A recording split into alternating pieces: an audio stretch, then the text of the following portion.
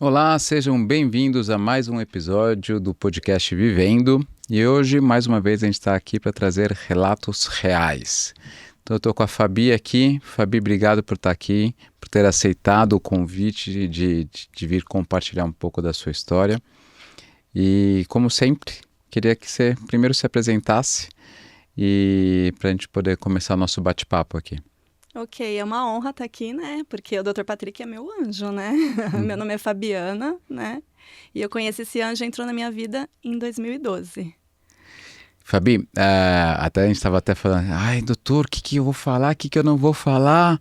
Não tem nada que você pode ou não pode falar. Você pode falar o que você quiser, tá bom? A ideia é contar a vida como ela é, contar um pouquinho da sua experiência, do como foi, do como é lidar com a endometriose, do como começou lá atrás, enfim, não precisa me dar uma data, em 2004 eu comecei a sentir tal coisa, não. Eu quero que você conte o que você lembra, o que impactou na sua vida, ou como foi ou como é viver com endometriose. Ok, doutor, então, desde nova, assim, quando eu comecei já a menstruar, eu já sentia dores, né? Mas, pra mim, assim, normal, né? Comentava com a minha mãe falava assim, não, filha, eu também sentia, toma um remédio. Só que essas dores foram piorando, né? Ao longo, assim, do tempo, né? E aí eu comecei a passar no ginecologista, tudo. E eles me davam medicação, tudo, e falava que era normal, porque também naquela época acho que nem falava muito de endometriose, né? Nem se fala muito hoje, Nem né? hoje, né? Todos os Hoje a gente está médicos. tentando mudar um pouquinho, mas ainda se fala Isso. pouco, né? Não é todos os médicos que conhecem hoje, né? Imagina antes, né? Então, Não aí precisa falar a idade, tá? tá, não. Sou uma jovem senhora. É um ponto sensível, né, para É, todas as mulheres, né? Então, isso. a gente está achando aqui que você tem uns 25, tá? Ah, amém, é isso mesmo, né? Então, aí, e as dores piorando, piorando. Aí fui obrigada a fazer um convênio, né? Só que sem condições, né? Fiz minha mãe, meus pais fizeram o que podia na época, né? Só que eu passei com vários ginecologistas nesse convênio. E não descobria nada, né? É dor, é tomar remédio, é isso. E nem é nada de exame, E isso você nada, estava o nada. quê? Colégio, faculdade? Você estava trabalhando já? Não, eu acho que eu tava no primeiro, segundo, terceiro, sabe? Colegial. Isso, colegial. E essas dores, você faltava à escola por causa disso? Você chegava a perder provas ou não conseguia estudar para uma Não, prova? ela não tava tão forte assim. Eram as dores assim que me incomodava, mas não tava tão forte assim ao ponto de eu, sabe, parar minha vida, sabe assim. Mas eu sentia que o meu corpo avisava que não era normal, né? Só que nenhum médico, passava em vários médicos, nada, né? Não descobria nada. Isso foi piorar quando eu comecei a trabalhar, né? A cólica começou a vir muito, muito, muito forte e eu chegava a não ir pro trabalho por causa da cólica, porque eu tomava Tramal, tomava vários remédios e nada adiantava. Aí eu ficava em casa esperando alguém poder me levar para o hospital para mim tomar na veia. Só que eu tomava injeção, medicamento na veia, só lá no hospital melhorava. Eu voltava para casa, a dor continuava. Nada, nada, sabe? Não, não ajudava, nada, nada, nada, nada, nada. Aí eu faltava no serviço, dava atestado. Tinha até comentários. Nossa, a Fabiana não vai trabalhar por quê? Tá menstruada? Não vai trabalhar porque tá com cólica? Eu não conseguia levantar da cama. Não conseguia. Você acabou acompanhando a gravação do outro podcast, né, com as meninas, e a gente falou um pouco sobre isso, né? Aliás, a gente falou bastante até sobre isso, do preconceito que existe, né, em relação à menstruação, à Sim. cólica, ao se falar disso, né? E eu diria até um menosprezo dos sintomas que vocês têm, né? Frescura, né? Sim. Não é nada. Eu tenho menstruação, mas por que eu vou trabalhar? Por que a Fabiana não vem? Por que ela tem que ir pro hospital pegar atestado? E é uma coisa, né? Até uma hashtag que pegou, são duas, né? Que acho que foram duas bem felizes em relação à endometriose, que uma é sentir dor não é normal e a outra endometriose não é mimimi, né? Isso. Que é justamente para a gente tentar mostrar isso, né? A realidade de... Olha só, né? A gente falou de uma maneira rápida, mas se a gente pegar desde o início dos seus sintomas, até essa época que você está trabalhando já, a gente está falando de pelo menos uns 10 anos, Isso, sim. né? Então são 10 anos de dor, De dor, de sofrimento, né? né? E isso foi piorando, porque não tinha diagnóstico. Graças a Deus, eu consegui entrar num emprego bom. Esse emprego que eu consegui, eu tinha um convênio bom. E comecei a ir em vários médicos. Não pedia exame, eu não conhecia esse exame o transvaginal com preparo. Esse que seria um do ideal, né, para descobrir, né, ressonância, tudo. Eu não sabia desses exames. Só que eu ia nos médicos, relatava, eles não pediam nada, né? Era só ultrassom transvaginal, e na ultrassom transvaginal não aparece, né? Não aparecia, pelo menos no meu caso não aparecia. Graças a Deus eu consegui esse emprego e lá tinha um convênio bom. E foi ali, né, que eu passei em vários médicos, até que uma médica pediu um exame e ela descobriu, né? Falou. Acho que uma coisa importante até falar, que você falou do transvaginal não via, não, né?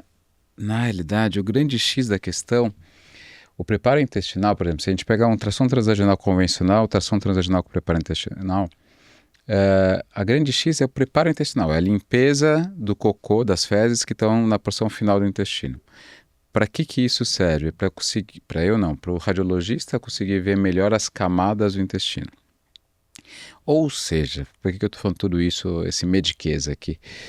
Teoricamente, o ultrassom convencional já deveria ver.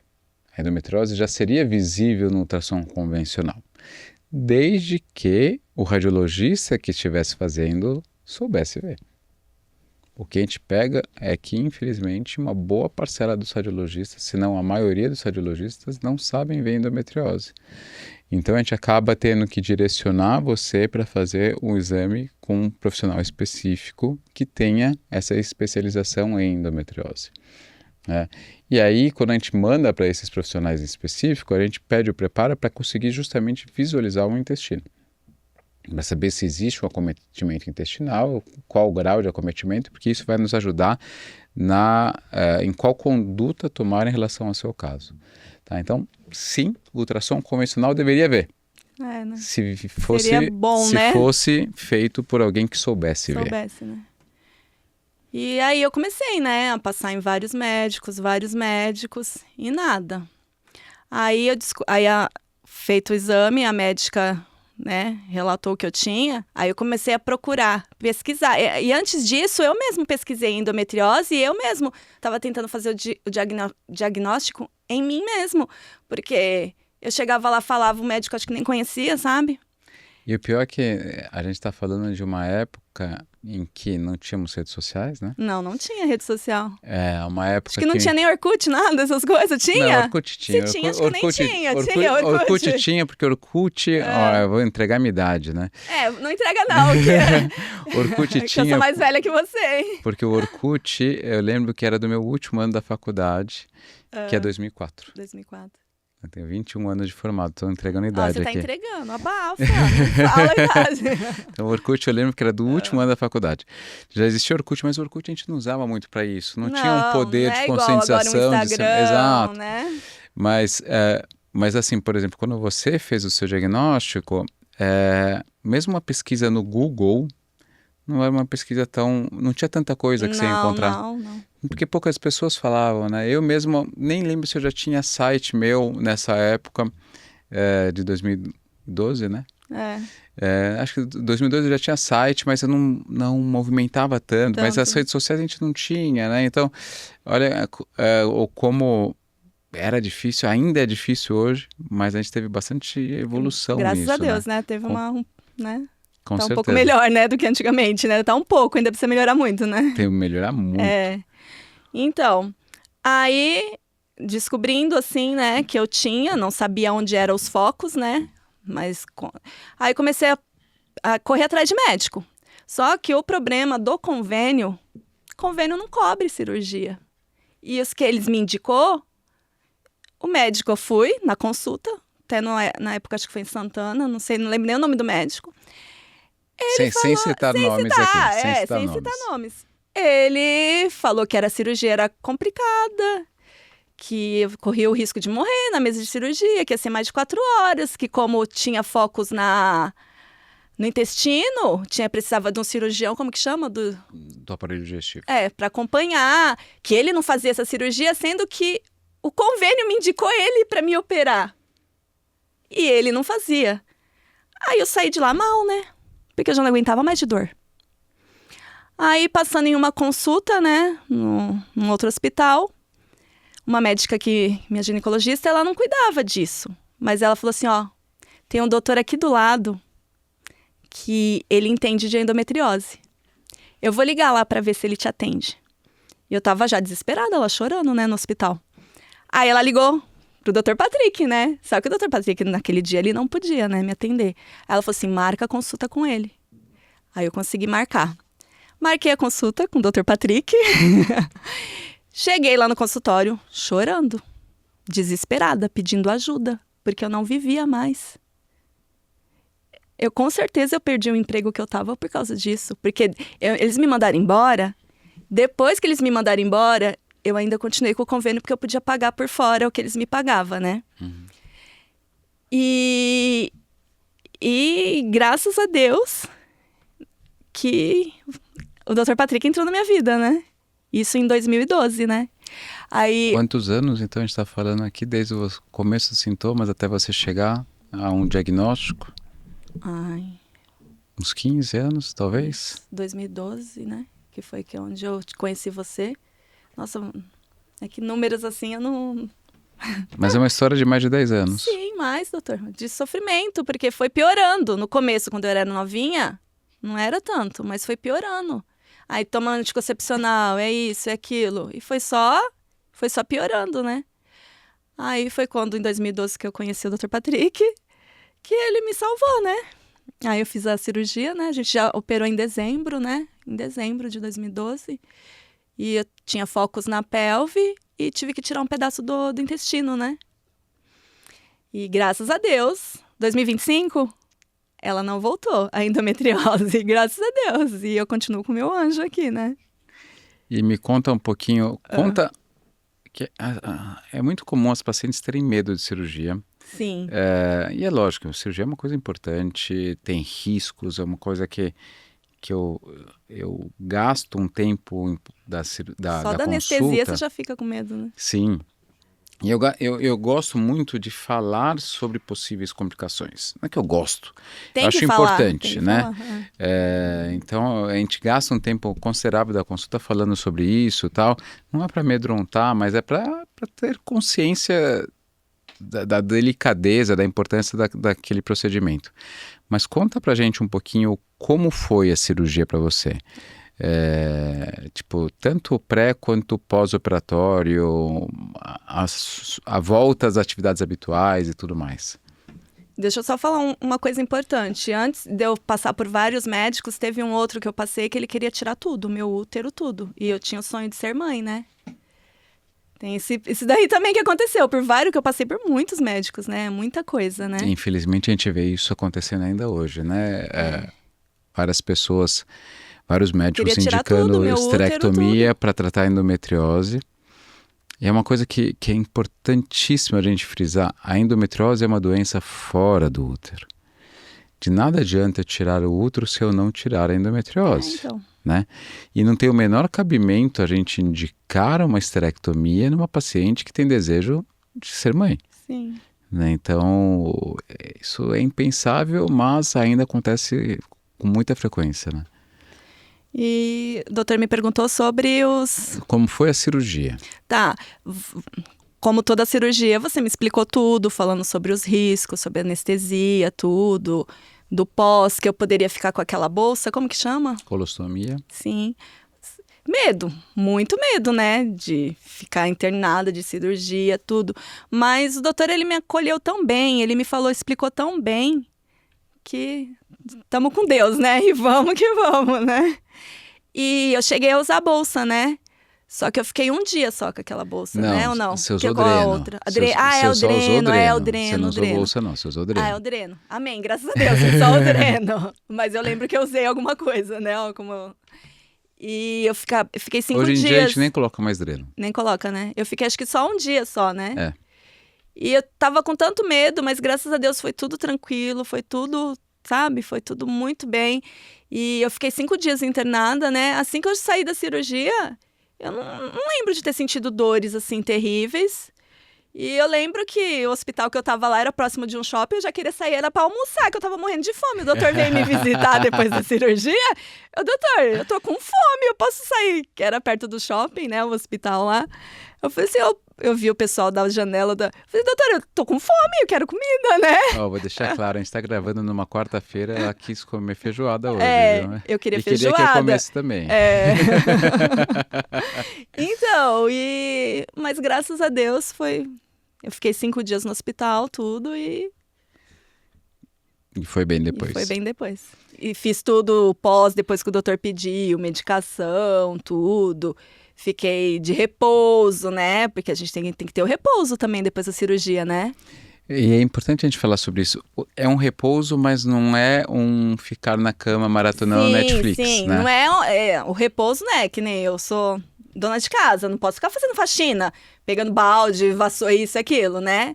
É um repouso que você pode fazer várias coisas, né? Mas não esforço é o que a gente chama, físico. exatamente, é o repouso ativo, né? É importante a movimentação, é importante a deambulação, é importante você andar. Eu costumo falar, inclusive, para o paciente, doutor, tive alta hoje, posso ir no shopping?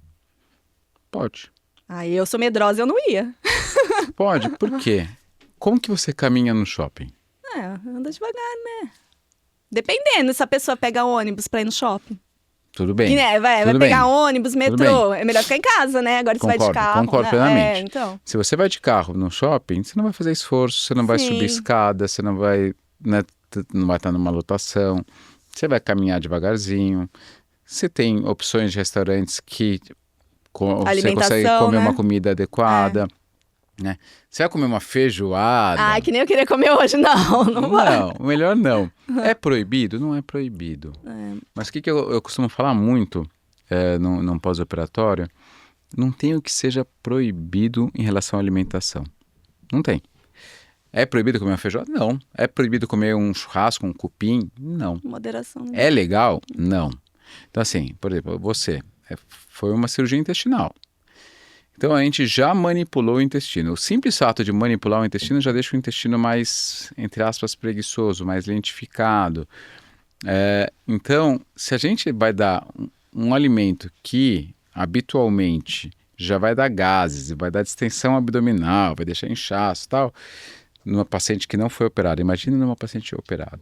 Então o que eu costumo falar muito é isso. Não é proibido você comer sua feijoada se você quiser, mas eu não recomendo. Entendeu? Então, quando a gente recomenda uma alimentação mais leve, é para você ter um pós-operatório mais confortável, né? Acho que isso é muito importante. E a mesma coisa em relação à movimentação, à deambulação, aos esforços. Aí já, né, tipo, um esforço físico pode atrapalhar, né? Pontos e tudo mais, depende do tipo de cirurgia que foi feito, relação sexual, tudo mais. Mas ficar no sofá o tempo inteiro também não é legal. Por quê? Porque aumenta o risco de outros tipos de complicações. Exemplo, uma trombose. Sim. Né? Então é importante isso, a gente ter esse tipo de noção. Né? É importante um repouso ativo. Né? Então que você se movimente, que você se mexa. Né? Que nem a gente estava conversando no outro podcast das meninas, né, da Associação das Portadoras de Endometriose, que é importante se mexer. Né? Então assim, mas e se eu tenho uma dificuldade para deambular, para andar? Né? Como que eu vou mexer?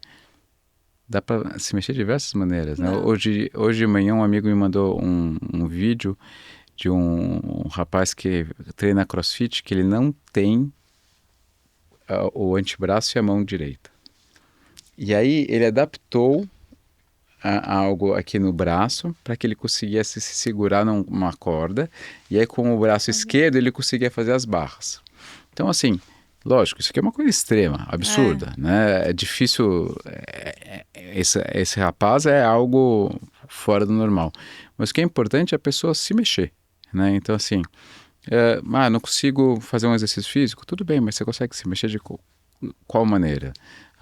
Eu sou cadeirante. Tem gente dançando na cadeira de roda, né? Exatamente. Entendeu? Então, a gente conseguir fazer com que a pessoa se mexa dentro das suas limitações, né? Dentro das suas possibilidades, a gente consegue, de alguma maneira, fazer com que a pessoa se mexa. Então, isso é muito importante.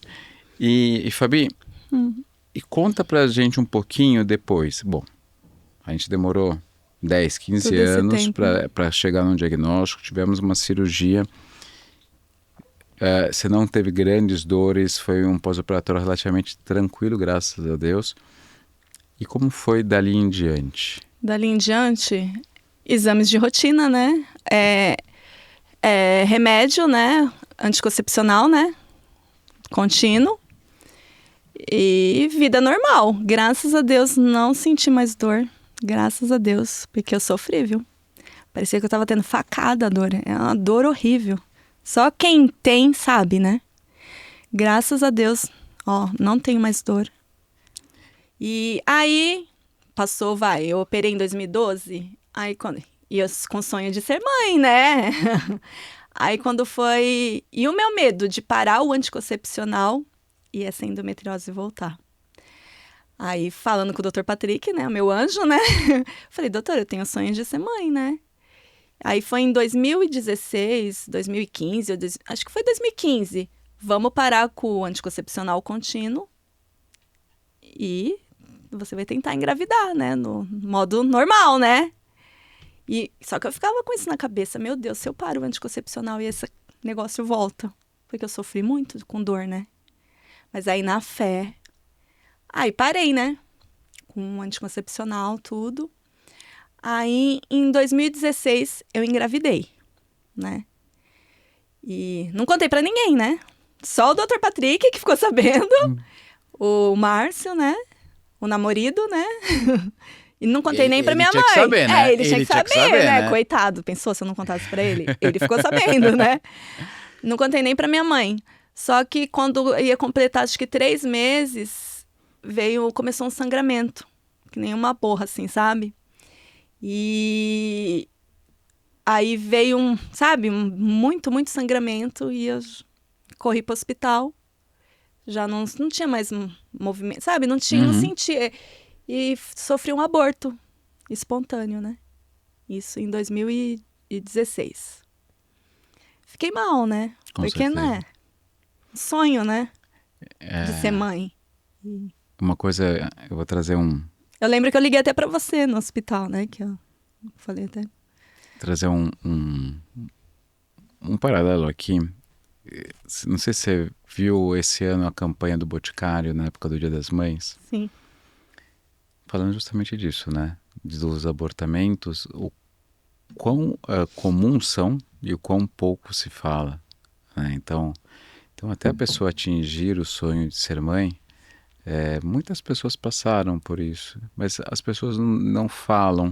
Não. Então eu achei de uma delicadeza muito, muito grande, porque tocou num assunto justamente para mostrar o que a gente tenta fazer aqui em relação à endometriose. Mostrar que o abortamento, você não está sozinha. Não. Né? E quando você enxerga que você não está sozinha, não vai ser fácil lidar, não. Mas vai ser menos difícil. E outra coisa, eu não vou falar o hospital, mas eu não me senti acolhida no hospital. Fizeram uma ultrassom em mim, eu com dor, eu já tinha perdido o bebê, sabe? De qualquer jeito. Graças a Deus eu não precisei fazer a curetagem, graças a Deus. Porque se na ultrassom que fizeram comigo eu já fui maltratada, eles não foram humanos comigo. Eu passei por um aborto. Eu não fui, não foram. Não me trataram bem, não me trataram. E graças a Deus eu não precisei fazer. Pensou como que eles iam fazer esse negócio em mim, né? Deus me livre, graças a Deus, Deus me livrou disso. Aí fui pra casa, tudo, fiquei mal, muito mal, né? Aí passei em consulta com o doutor, tudo. Aí falei assim, vamos continuar, né? A tentativa, né? Aí passou um ano, em 2017, né? O Murilo veio pra mim. Ele é meu... O Murilo fala que é arco-íris, né? Quando você tem uma perda gestacional, o filho que vem é um arco-íris, né? Eu não sabia. Eu vi isso na internet. E graças a Deus. Uma pessoa que o médico falou que eu tinha que ter tirado útero, tudo. E eu com sonho de ser mãe. No momento certo, na hora certa, conheci um anjo. E graças a Deus eu tenho meu filho, Murilo. Amo demais.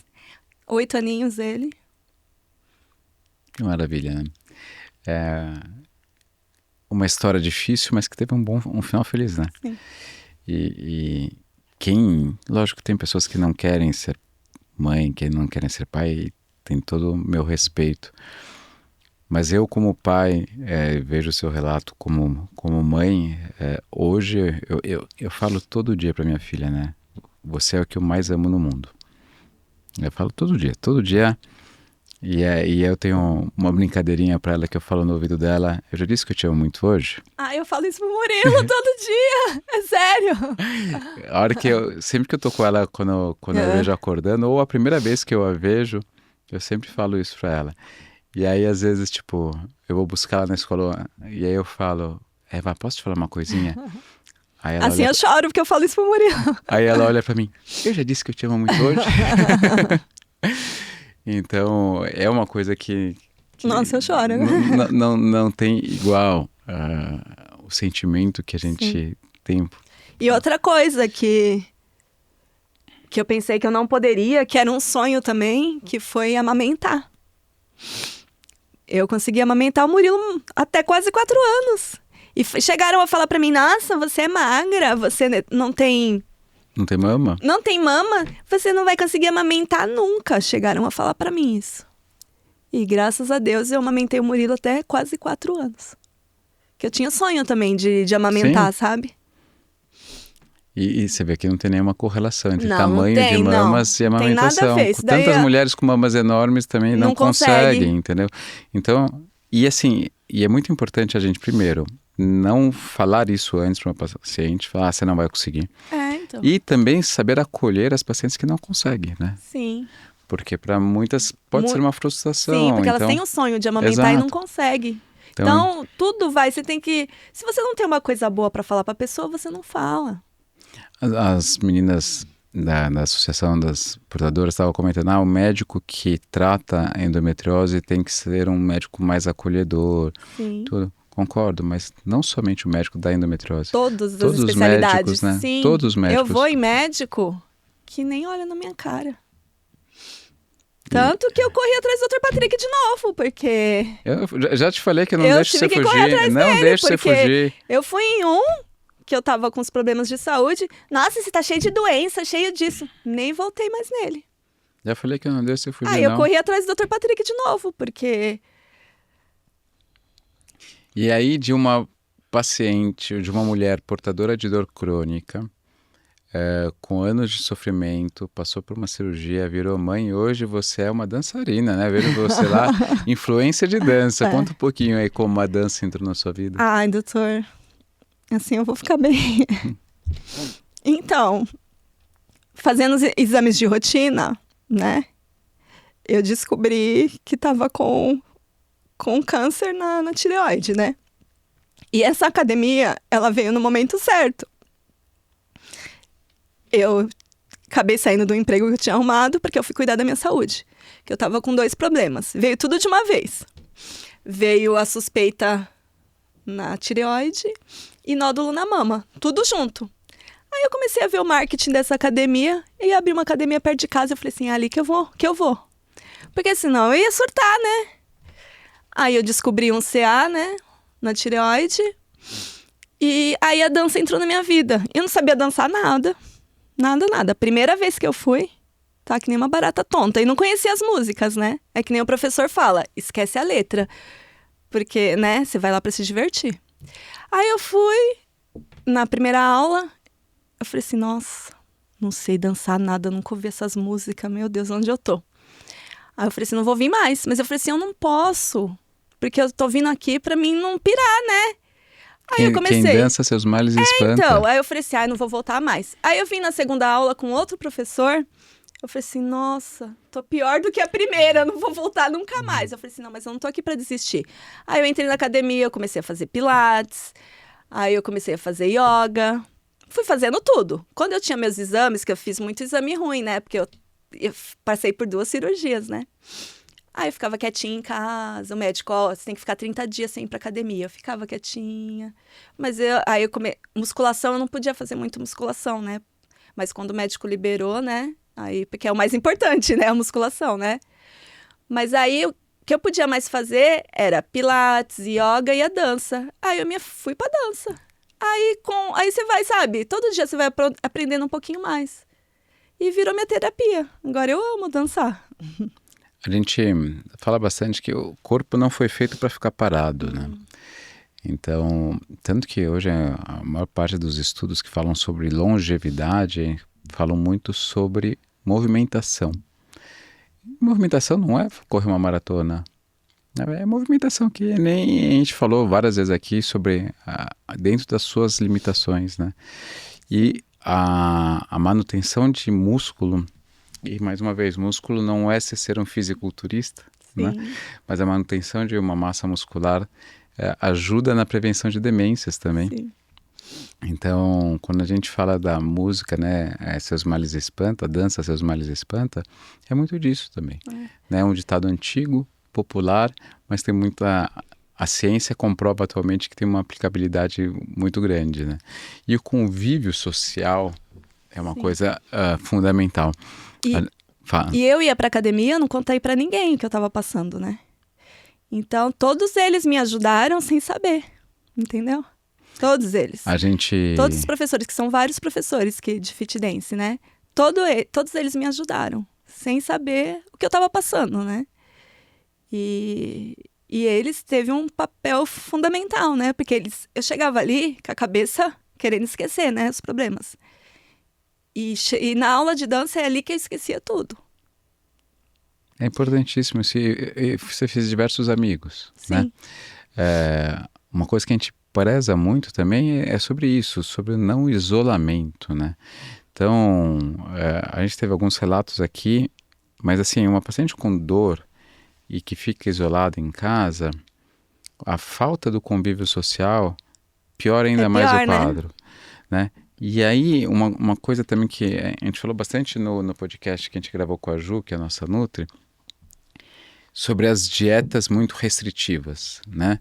É muito comum, você não pode tomar isso, você não pode isso, você não pode isso, você não pode isso, você não pode isso. Tá bom, eu vou ter um encontro com os amigos que vai ser uma pizzada. Não vai poder? Não pode, porque tem queijo, que é lactose, vai ter glúten, vai ter refrigerante, vai ter álcool. Tem problema de pedra nos rins, hein? Aí não pode comer nada. Então, você não pode nada. E aí, então, significa o quê? Que você vai ficar em casa? Então, acho que nem 8, nem 80, entendeu? Então, acho que é muito importante, sim, a gente ter uma alimentação, na sua imensa maioria das vezes, saudável, mas não vai ser uma pizzada com os amigos. Uma vez só que vai, né? Que vai atrapalhar seu tratamento, de maneira alguma. É o excesso, né? Exato. E muito pelo contrário, essa pizzada com os amigos vai ter o convívio social com os amigos. Então toda aquela depressão, ansiedade, angústia que você está sentindo, seja por uma endometriose, seja por um CA, seja por algum outro problema, vai piorar se eu deixar você isolada. Então esse convívio social é muito importante, né? Tantas outras doenças que a gente vê, neurológicas, de demência, quantos idosos que ficam mais isoladinhos, a gente vê que tem uma piora muito maior do que aquele idoso que vai no clube jogar tranca. Sim, que é mais ativo, mais... O simples fato de ir no clube jogar tranca e ter um convívio social ajuda muito. Então, eu usei o exemplo do idoso por ser algo de extremo de idade, mas isso é válido em toda a idade, vida, né? em toda idade, desde uma criança, adolescente, adulto, para todo mundo, né? Então, e como a atividade física é importante na vida de todos, né? Sem dúvida alguma, sem dúvida alguma. Acho que se eu pudesse deixar alguma coisa desse podcast é isso. O quanto o convívio social e a atividade física são importantes para a nossa saúde geral. Pensou se eu não tivesse entrado para academia? Eu tinha ficado com depressão. Porque quando eu descobri o CA, eu me perguntei, por que comigo? Porque todo mundo faz essa pergunta, né? Se não fosse academia, eu acho que eu tinha surtado. Sim. Né? Foi um a atividade salvador. Física foi um salvador para você. Muito, exato, né? Exato. Acho que isso é muito, muito bom, muito legal de ouvir isso. O quanto algo, entre aspas, não médico, tem uma atuação médica, né? Tem uma atuação Não de é saúde. terapia, mas é terapêutico, né? Exatamente. Eu acho que é fundamental, isso é muito importante. Fabi, eu queria que você, se você pudesse deixar um recado, palavras finais, para quem se identificou com a sua história, o que você falaria? Que sentir dor não é normal. Se você tá sentindo dor assim, se você, mulher que tá assim, sentindo dor, né? Um menstrual, uma dor que te incapacita, você não consegue levantar da cama. Eu não conseguia levantar da cama para fazer uma comida, eu não conseguia ir até a pia. Eu ficava deitada na cama, de barriga para baixo. Se você sente alguma dor, vai investigar, porque o corpo da gente, ele avisa, ele dá sinais, né? Então, vai investigar, porque endometriose não é frescura, não é mimimi, né? Eu, como uma endoguerreira, posso falar isso, né? E procura ajuda. A família também tem um papel fundamental Com de te certeza. apoiar, né? E é isso, procura ajuda, que eu, graças a Deus, apareceu esse anjo na minha vida, né? 2012, né? Esse anjo. Graças a Deus. E eu acho que o importante a gente falar de procurar ajuda são várias coisas. Uma, tem bastante material hoje na internet que dá para ter acesso, né? A gente mesmo tem um e-book grande que tem muita informação que ajuda a entender o que está acontecendo, tratamentos, tudo mais. Tem e-book de receitas também, até para uma coisa leve, divertida, para ajudar no dia a dia. Quando a gente fala de procurar ajuda, a gente está falando de familiares, a gente está falando Sim. de amigos, a gente está falando de associação de portadores da doença, E né? quando você descobre alguma coisa, todo mundo te abandona, sabia? Sim. São poucos que ficam com você. Sim. Né? E a associação de portadores, acho que tem uma importância muito grande nisso também, porque mostra várias outras pessoas como você, né? Eu sempre falo da importância de pessoas famosas quando têm endometriose, E falar, né? e quando elas falam, mas tem dois lados. Uma, ela tem muito dinheiro, ela pode fazer coisas que eu não posso. Então, isso tem um ponto negativo, porque se você se compara com ela, talvez gere alguma ansiedade ainda maior em você. Mas ao mesmo tempo você fala, poxa, mas ela tem muito dinheiro, ela tem acesso aos melhores médicos, aos melhores exames, e mesmo assim ela sofreu e teve endometriose. Então são duas coisas importantes. Sim. Quando a gente vê uma mulher assim. Mas quando a gente pega, por exemplo, uma associação de portadoras, você vai ver muitas mulheres que têm uma vida muito semelhante à sua, né? Sim. Seja de classe social, seja de profissão, seja de vizinhança. Sim. E aí isso vai te ajudar muito a lidar com isso. Sim. Né? Então acho que isso é fundamental. E precisamos de mais, assim, por parte do SUS, né? De hospital, assim, sabe? Eu vi na matéria que o Hospital Cachoeirinha, né? Na Zona Norte aqui em São Paulo, né? O Cachoeirinha está fazendo um serviço excelente, então, né? Com volume muito... Precisamos disso, né? Sim. Eu acho parcerias, que nem eu aqui estava no podcast anterior, eu não sei o nome dela e como que é o nome da Flávia? Da Flávia. Ela precisa de parceria também, que ajude, né, a divulgar. Com certeza.